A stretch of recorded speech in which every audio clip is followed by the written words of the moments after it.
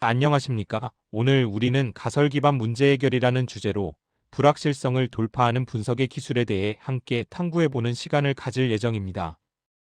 화면에 보이는 것처럼 복잡한 과제나 질문에서 시작해 불확실성이라는 큰 장애물을 넘고 가설이라는 다리를 통해 구체적인 해결안에 도달하는 과정을 보여드리고자 합니다. 이는 단순히 문제를 푸는 것을 넘어 현명하고 전략적으로 접근하는 방법을 의미합니다. 많은 분들이 데이터를 가지고 있지 않기 때문에 가설을 세우기 어렵다고 생각하고 있습니다. 데이터가 없는데 어떻게 가설을 세울 수 있느냐, 혹은 모르는데 어떻게 가설을 만들지? 와 같은 생각을 하실 수 있습니다.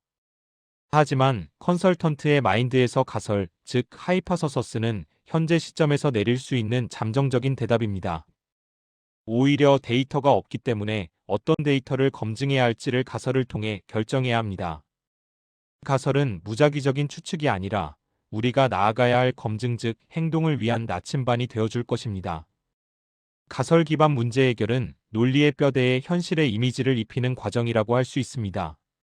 분석적인 접근은 주로 우리의 좌뇌가 담당하며 이슈트리나 구조, 논리 등 문제를 체계적으로 파악하는 데 중점을 둡니다.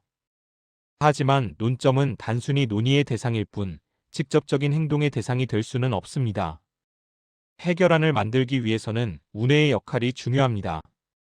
가설 설정, 구체적인 그림, 그리고 행동과 같이 현실적인 실상을 그리는 과정이 필요합니다.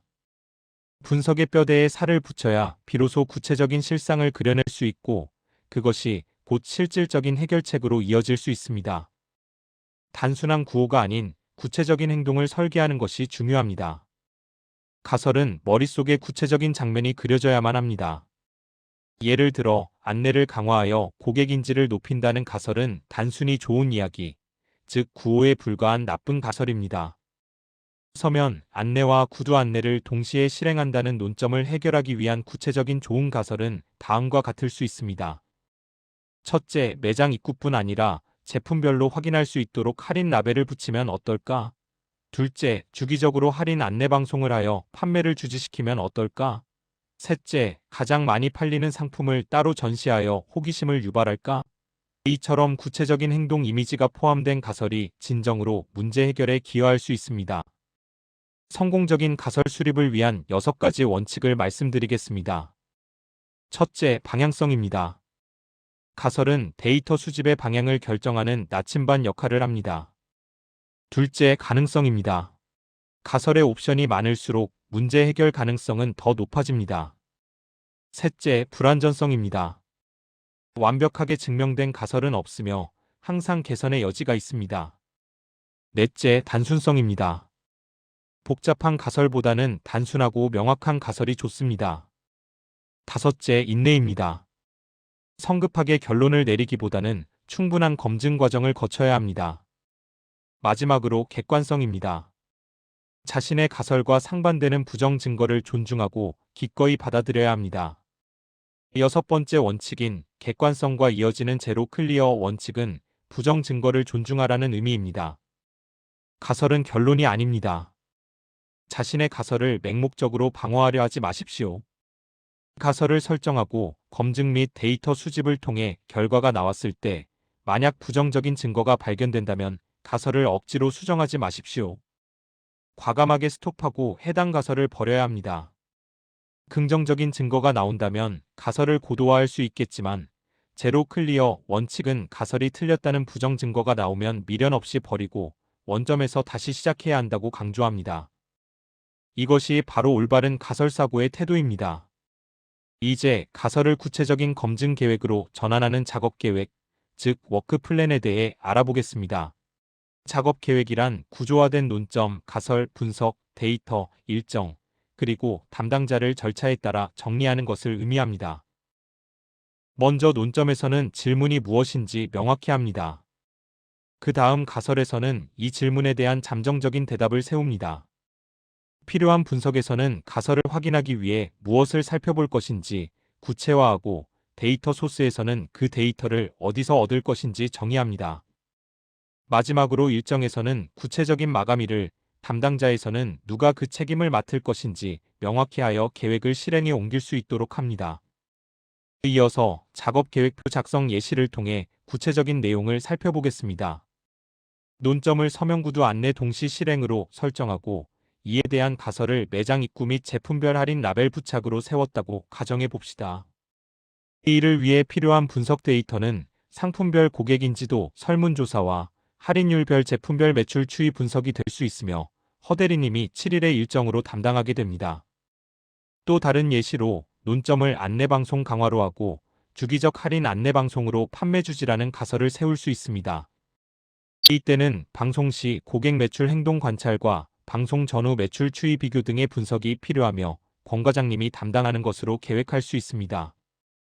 이처럼 작업 계획표는 가설을 실제 행동으로 전환하는 구체적인 로드맵을 제공합니다.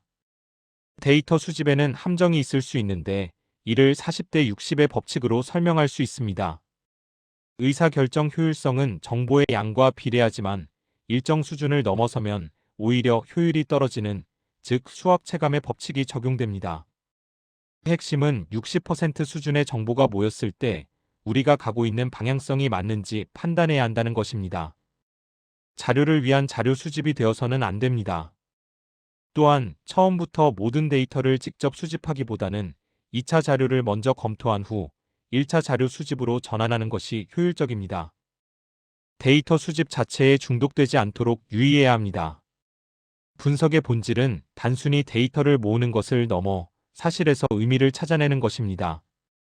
첫 번째 단계는 팩트 게더링으로 수집한 데이터를 나열하여 단순 정리합니다. 그 다음 클래서퍼케이션 앤드 코잘리티 단계에서는 데이터를 유형별로 분류하고 인과관계를 규명합니다. 마지막으로 미닝 인사이트 단계에서 새로운 의미를 부여하고 논리적인 스토리로 구성합니다. 중요한 것은 분석의 기준입니다. 분석의 결과가 우리가 찾고 있는 해결책에 실질적인 도움이 되지 않는다면 그 분석은 과감히 버려야 합니다. 의미 없는 분석에 시간과 노력을 낭비해서는 안 됩니다. 논리적 적합성을 확보하기 위해서는 소엇과 Y소의 질문을 끊임없이 던져야 합니다. 소엇은 결국 어떤 의미인가라는 질문으로 기존의 사실들로부터 새로운 의미 즉 인사이트를 발견하는 추론의 과정입니다. 반대로 Y소는 왜 그렇게 말할 수 있는가라는 질문으로 발견한 인사이트가 기존의 사실들에 의해 제대로 검증될 수 있는지 확인하는 과정입니다. 추론은 논리적 적합성을 가질 때만 정당하며 반드시 Y소라는 반대 흐름으로 검증하여 논리의 허점을 보완해야 합니다. 정성적 데이터는 숫자처럼 명확하지 않기 때문에 통합하고 분석하기 어려운 경우가 많습니다. 이때 KJ법이라는 도구를 활용할 수 있습니다. KJ법은 흩어진 데이터에서 패턴을 발견하는 5단계 프로세스입니다. 첫째, 카드 작성 단계에서는 데이터 포인트를 기록합니다. 둘째, 분류 단계에서는 유사성을 기준으로 데이터를 그룹화합니다. 셋째, 공간 배치 단계에서는 그룹 간의 관계를 시각적으로 배치합니다. 넷째, 도해 단계에서는 구조 및 인과관계를 연결하여 전체적인 그림을 그립니다. 마지막으로 문장화 단계에서는 발견된 통찰을 스토리로 기술하여 명확하게 전달합니다. 이 과정을 통해 복잡한 정성적 데이터 속에서 의미 있는 인사이트를 도출할 수 있습니다. 가설 사고는 끊임없는 순환 과정입니다. 먼저 가설을 설정하고 이 가설을 검증 및 분석하는 단계를 거칩니다. 검증 결과를 통해 결론을 도출하고 이 결론을 바탕으로 가설을 수정하거나 더 고도화합니다.